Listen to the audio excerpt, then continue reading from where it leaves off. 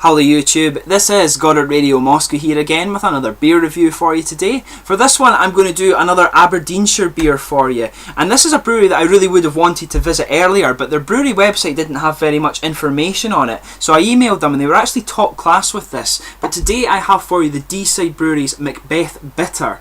Now, as I say, I emailed the brewery about this and they were really top class with it. They own a nightclub in town and they dropped off 3 of their different bottled beers for me, and they also donated this tankard to me as well. So a big thank you to Mike and the other guys at the Deeside Brewery for supporting my channel. I hope you'll enjoy the beer reviews that I'll do for you over the next little while. I've heard very good things about your beer, so I'm really looking forward to trying these. But anyway, as is usual with my beer reviews, I'll just take you through a little bit of a history of the brewery. But as I always say, if you are simply just interested in the tasting of this beer, then feel free to go towards the second half of the video and you will catch that particular segment. But as I've said in a number of my Scottish beer reviews now, this is yet another one of the new Scottish craft breweries that have popped up in the last couple of years with the boom that we've had in Scottish craft beer. But the brewery was originally founded in 2005 as the Hillside Brewery in Lumphanan in Aberdeenshire by the late Rob James. Now, he moved the brewery to a larger premises in 2008, and this was equipped with a 10-barrel plant, and at this point when he made the move he decided to rename the brewery as the Deeside Brewery, which it remains to this day. Now, unfortunately, Rob decided to close the brewery in 2011, and then it was bought over by the current owner, Mike. He didn't actually tell me his second name, I'll need to ask him that. But he also owns the Dusk Cocktail Bar in Aberdeen. It's a really nice bar actually. It sells a lot of tropical cocktails and stuff like this. A really swanky bar actually. I really need to go back and have a night out in there at one point. As I say, in 2012 they actually employed their current head brewer Dan Griffiths, and he's a student of the famous Heriot-Watt brewing programme there. One of my favourite breweries actually, the Einstök Brewery, their head brewer is a graduate of this programme at the Heriot-Watt University in Edinburgh. But they also employed the talented sommelier Neil Sturton, and he acts as the brewery's brand ambassador and the sales manager, and they do a lot of wine tastings at their Dusk nightclub in Aberdeen as well, so I'm guessing that he leads these there. I really should go and have a little look at this bar again. I was really impressed when I went to pick up the beers here. But very recently they've moved to their new premises in Banchory, which is to the southwest of Aberdeen. I think it's maybe about 20 miles or so outside of the city, but their actual location is in a steading, just a little sort of farmhousey building there. It's called Steading, Lochton of Lays, Banchory. That's the address for it there. I'll put the brewery website and their Facebook page in the video description so you can get all the details of the brewery if you are interested in that. But with this move they increased their capacity and they have 5 new 1500 litre fermenter conditioning tanks. But to tell you a little bit more about the beers that they're doing, this is one of 5 that they're doing at the moment. The other ones that they do is the Talorcan, which is a stout, the Laugh, which is a Californian steam beer, and this is a really nice one I've heard apparently, and the Talorcan's meant to be good as well, but the Californian steam beer actually reminds me of the famous Anchor Brewery from California in the States. But they've got 2 that haven't quite made it to bottle yet. I believe this is the Swift, which is an American pale ale. It's still to be bottled, as I say, and they also have the Lager, and I actually was lucky enough to try some of this on tap when I went to pick up these beers, and it was really nice. I really look forward to reviewing that one out of the bottle for you. But just let's get on to the tasting of this beer now. This one is named after actually one of the monarchs in Scotland. I'll just read out the little thing, the little description if you like on the back here. It says the history. MacBeth had Mac Fendlech. I'm not sure if my pronunciation of Gaelic is right there, but he successfully ruled Scotland for 17 years, 1040 to 1057, well before the times of William Wallace and Robert the Bruce, as many of you watching outside of Scotland you'll have heard of those guys. But during his reign he even managed the pilgrimage to Rome, where he scattered silver like seed to the poor. He was defeated by Malcolm Canmore near Lumphanan, just where this near where the original brewery was for this company. But it says here, our signature golden ale, soft bitterness, melon and fruity and floral notes, a dry finish with tropical fruit. So as I say, the reason I chose this one to do as the first Deeside beer review was the fact that they say it's their signature ale. But as you can see on the back there, it says handcrafted in Royal Deeside, Aberdeenshire, Scotland. But just to let you have a little look at the thing of this, I'll just bring up the camera, make sure you're seeing that. You can see the nice sort of modern cover on this one here, and you can see you've got the sort of handcrafted in Royal Deeside there as well. I really like the design of this one actually. It's a really nice modern take here, but they've got a plain bottle cap on this one. It'd actually be quite cool to see them put this on the bottle caps, but I'm not sure how expensive that is. But I like to see custom bottle caps from the different craft breweries. But as I say, I think it's maybe an expensive thing for them to do. But this is a 4.1% bitter, and as I say, it's their signature beer as well. So I really look forward to trying this one for you. So let's get it out and get on with the tasting here. I can pour it into this beautiful glass that they gave me. Just need to watch that this doesn't bubble up because it was going crazy. I had some beers that went crazy recently, but let's get this guy out and into the glass.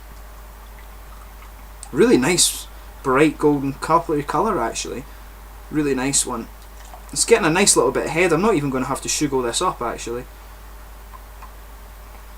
But yeah, really beautiful looking beer, I have to say, for this one. There's a nice, it's actually slightly hazy. There's a lot of carbonation just now. Doesn't seem to be calming down either. A lot of little bubbles coming up there. As you can see, a nice sort of, yeah, it's a 2-finger head on that one, I would say. It's kind of, it's a little bit lumpy. It's sort of got some bigger bubbles in there as well, but mainly a nice foamy head on this one. As you can see, a really beautiful kind of paley golden colour here. It actually looks a really, really nice beer, I have to say. But yeah, some carbonation, quite a bit of carbonation actually coming up from the bottom of this glass here. But yeah, let's give this one a smell. It's actually got quite a nice sort of mildy smell to this one actually. Nice sort of caramel malts, I would say. Yeah, a lot of caramel and toffee malts in there. I'm picking up the sort of floral and herbal character to the hops as well. And some nice sort of citrusy and I'm getting that sort of tropically grapefruity smell too actually. It's a really nice, it's a really kind of well balanced aroma to this one, I have to say. Nice caramel, and you can pick up the florally hop character just with that nice sort of fruity, citrusy and grapefruity backbone. But let's give this guy a taste. As I say, really interested to see what this guy's like.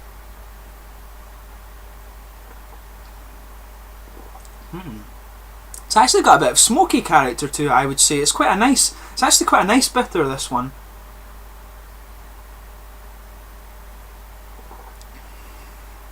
It's actually very nicely balanced, I have to say, this one. It takes a little few sips to actually get what's actually in the taste here.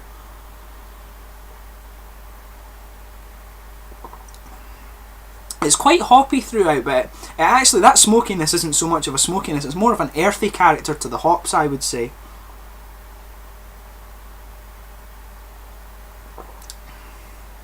But yeah, I'm picking up some nice sort of caramel in the background, and you're getting the bit of floral character as well from the hops there. It's a really nice balanced one actually, a very smooth beer, I have to say. Actually, it reminds me a little bit of German beer, I have to be honest, with just how smooth it is.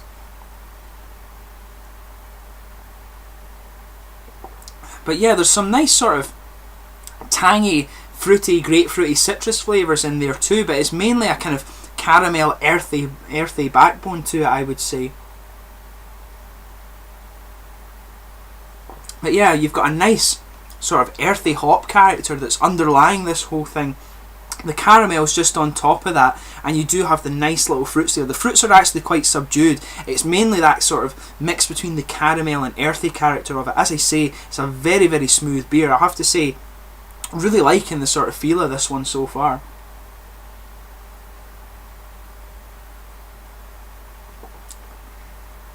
But yeah, that earthy character to it, I have to say, is really interesting. This is one of the better bitters that I've done over the last little while. I've done a couple of bitters recently, but this is one of the better ones. This might actually be the best Scottish bitter I've reviewed in quite a long time actually.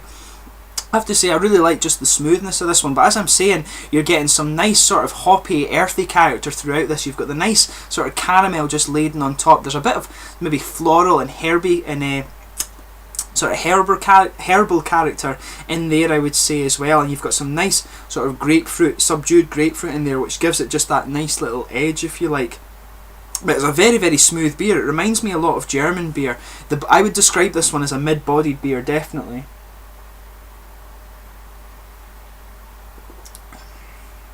But it has a nice kind of smooth and oily mouthfeel to it. I really like a little bit of an oily mouthfeel to beers. It's something I've just found when I've been doing these reviews that I've really taken to. If you've got a nice little oily mouthfeel, I really like that feel on the beers. But as I would say, the carbonation on this one, as I was mentioning, there's quite a lot of it, as you can see probably there. Lots of little bubbles kind of streaming up gradually there. But it's a really nice carbonation on it. It's quite active, as I would say.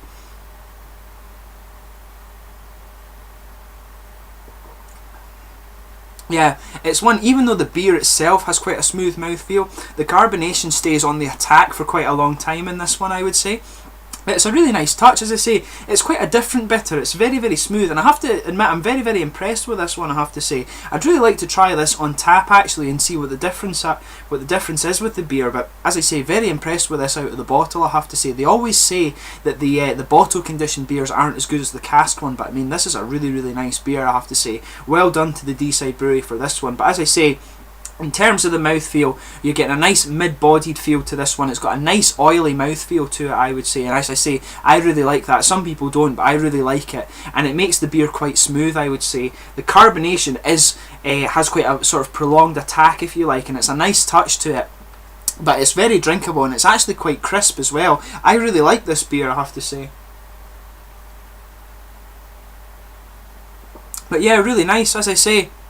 A really, really nice beer, very well balanced flavour, some nice sort of earthy hop character that lasts throughout it. This is one of the better bitters that I've tried over the last little while. The bitter isn't one of my favourite styles of beer, I have to admit, but this one's a really nice beer. I would very happily drink this again, and a lot of people who are into bitters, I would recommend that you give this one a try. I mean, this is, as I say, this is one of the better bitters I've tried over the last little while. You might have different ideas from me. As they say, beer is subjective, but I highly recommend you try this brewery. And as I say, I always say in my videos, I hope this beer review's been informative for you, and I've really enjoyed doing the other Aberdeenshire brewery that I hadn't quite got to yet. And a big thank you again to Mike for donating these beers to me. But as I say, I hope you've enjoyed this beer review. If you've tried it before, please let me know in the comments section your own thoughts on this beer. It's always interesting to hear those and to have a little discussion with other beer lovers about this beer.